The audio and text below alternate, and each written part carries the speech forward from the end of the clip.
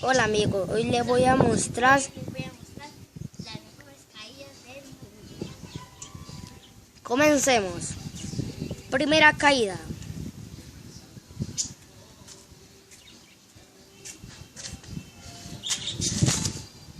¿No te gustó? Ay. Uy. Segunda caída.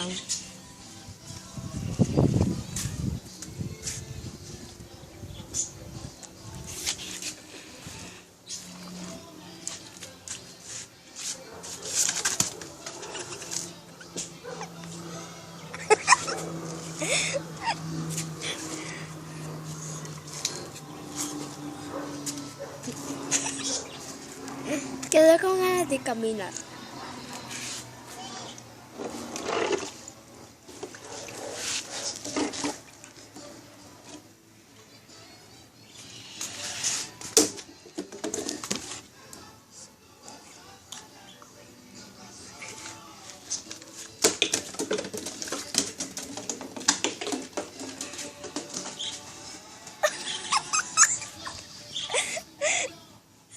¿Qué tal?